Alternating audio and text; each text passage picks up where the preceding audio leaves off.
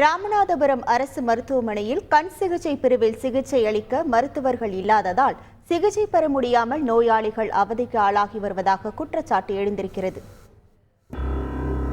சிகிச்சை அளிக்க தேவையான உபகரணங்கள், உரிய சிகிச்சை அறைகள், உதவுவதற்கு செவிலியர்கள் என அனைத்து வித வசதிகள் இருந்தும் சிகிச்சை அளிக்க மருத்துவர்கள் இல்லாததால் கண் சிகிச்சை பெற முடியாமல் தவித்து வருகின்றனர் பொதுமக்கள்.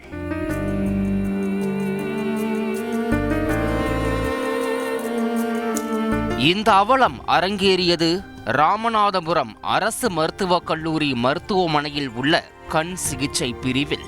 ராமநாதபுரம் மாவட்ட மக்களின் நீண்ட நாள் கோரிக்கையாக அரசு மருத்துவக் கல்லூரி மருத்துவமனையில் பல்வேறு நோய்க்கான சிகிச்சைகள் அளிக்கப்பட்டு வருகிறது.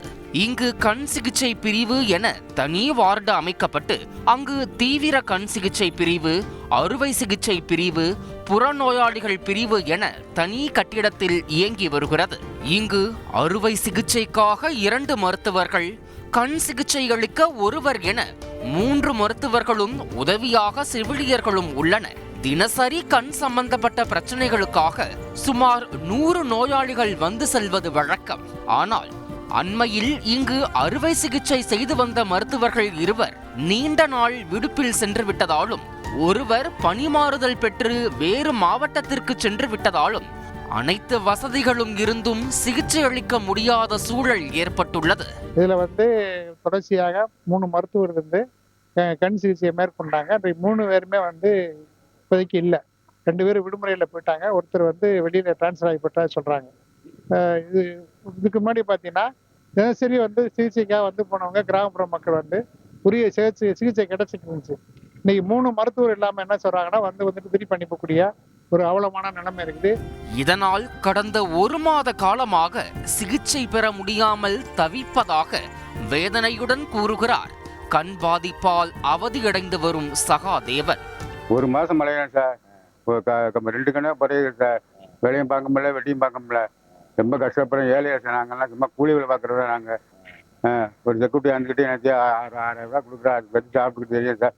2மே பறையுது சார். 1 யாரும் சாப்பிட்டு மாட்டாவும். நானும் 20 நாள் அழியிறேன். ரொம்ப கஷ்டமா இருக்கு எங்களுக்கு.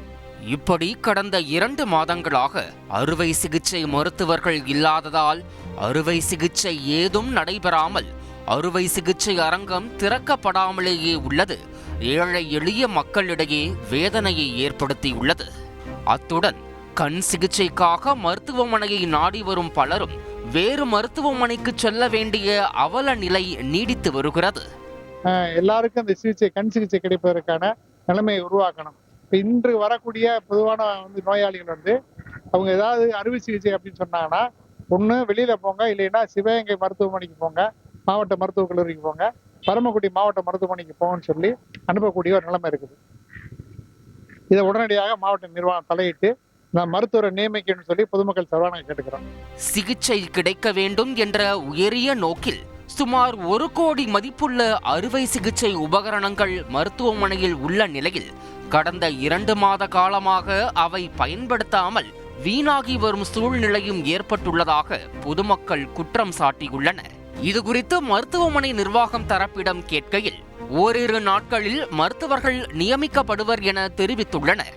இருப்பினும் தரம் உயர்த்தப்பட்ட மருத்துவமனையின் இந்த நிலை குறித்து உடனடியாக மாவட்ட ஆட்சியர் ஆய்வு நடத்தி மருத்துவர்களை நியமிக்க நடவடிக்கை எடுக்க வேண்டும் என கோரிக்கை விடுக்கின்றனர் பொதுமக்கள்.